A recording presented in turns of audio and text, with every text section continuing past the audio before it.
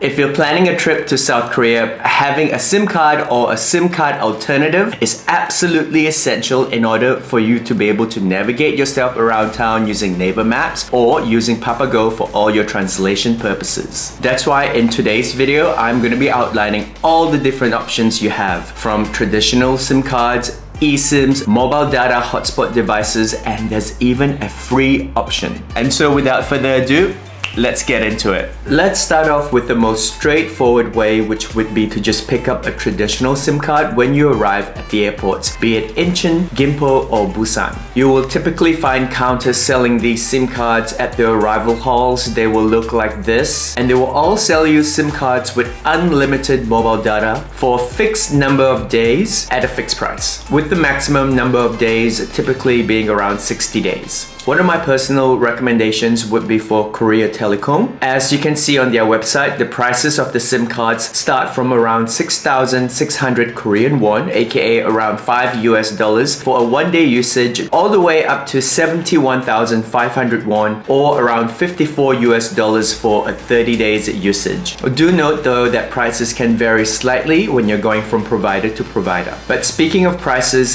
did you know that you can get a 10% discount off if you pre-order your SIM card for pickup when you arrive? All you need to do is to have your passport on you for identification purposes, which I assume you will have. Do note though that the discount only applies when you purchase above a certain number of days for Korea Telecom, as you can see here. You may also choose to save some time and money by purchasing your SIM card in a bundle together with a free TMoney card. A TMoney card, for those of you who don't know, is a prepaid IC card that you can use to pay for all forms of public transportation in South Korea, as well as used to make small payments wherever this logo is listed as a payment method. It will cost you 3,000 Korean won to get by itself, but you can get it for free if you purchase it via Klook. As you can see here, it is fairly straightforward to purchase. Simply enter in your trip dates to check for availability, choose your pickup location, the number of days that you're in Korea for, and if you would like to have data only or if you would like to also make local calls and texts. Further, if you do decide to purchase it via Klook, you can get an additional 10% discount off. Simply enter this code when checking out and thank me later. But hold up. Wait.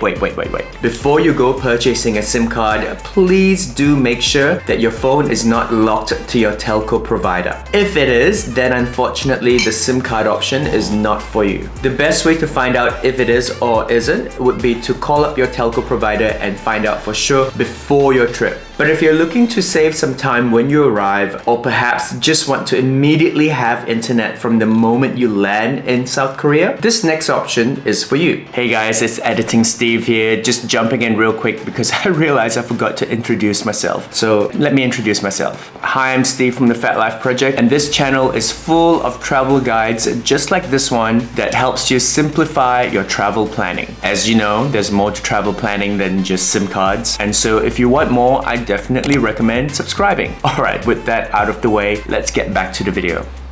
Most phones nowadays come with an eSIM slot. For those who don't know, the eSIM is basically a virtual SIM card that allows your phone to take on an additional network whilst your own physical SIM card is still in the phone. Apart from the advantage of not having to purchase an additional SIM card, another clear advantage of this option is that you can still receive texts and messages via your home local phone number. Just make sure you turn off that data roaming. Most phones nowadays come with an eSIM slot. To find out if your phone does or doesn't, simply check if your phone has an eID. You will generally find it in the About section of the phone, and it will look a little something like this. Korea Telecom, which I mentioned before, also has an eSIM option. Simply purchase the eSIM plan to cover the number of days that you are in Korea for. You will get a QR code, and all you need to do from there is to scan the QR code using your phone to install the eSIM. I recommend doing this before your flight takes off so that you are ready to use the mobile data as soon as you land. And yes, you can bundle your eSIM option with a TMoney card option. I like this one here from SK Telecom on Klook.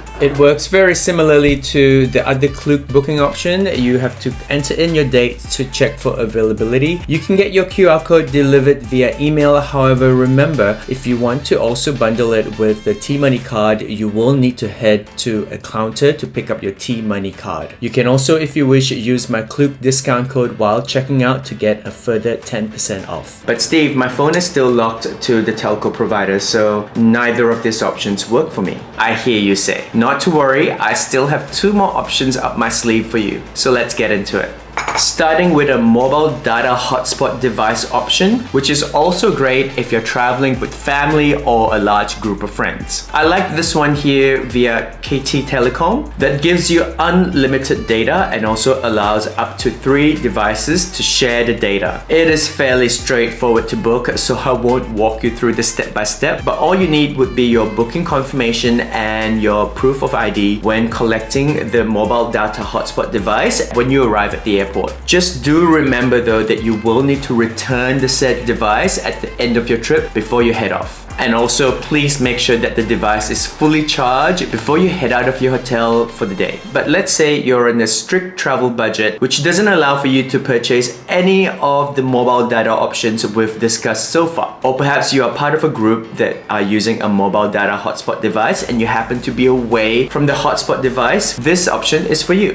Korea has launched a free Wi-Fi service, which is available at almost all places, including community centers, welfare facilities, traditional markets, and public houses. You will know that you're in a coverage zone when you see this sign. And when you do, simply open up your Wi-Fi connection page and look for public Wi-Fi. And coming from someone who has personally used it before, I would say that whilst the connection can be a bit patchy at times, the speed is actually quite impressive for something that is free. Additionally, if you happen to be in Seoul, Seoul also has a free Wi-Fi network. The coverage, according to the maps, is pretty extensive. All you need to do is to open up your Wi-Fi connection page and look for the Seoul network. Hey guys, it's Editing Steve again, jumping back in real quick because I came across a free app that allows you to locate Wi-Fi spots close to you when you're in Seoul. Now, full disclaimer, I have not used this app before, but I just thought that since it's free, there's no harm in trying. I will be in Seoul in the next 1 or 2 months, and when I am there, I will test this out and will let you know for sure if it does work or if it works well via a pinned comment. Having said that, the website does look promising. As you can see here, this is how the app will look like when you're connected. Once you launch the app, it will automatically locate and connect you to local Wi-Fi spots. The only downside at the moment is the app is only available on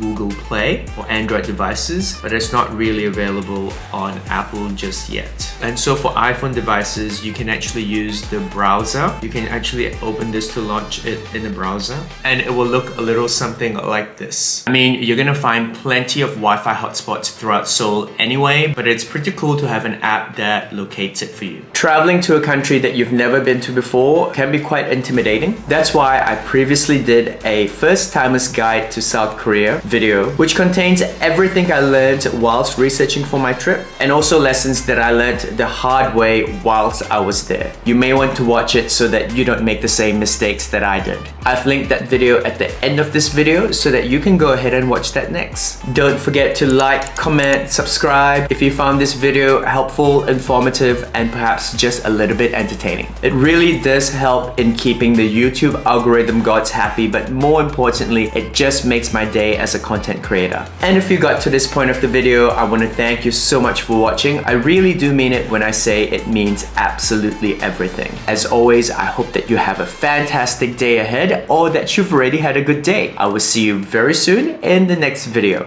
Ciao! Not having to purchase an additional... It's my coffee machine.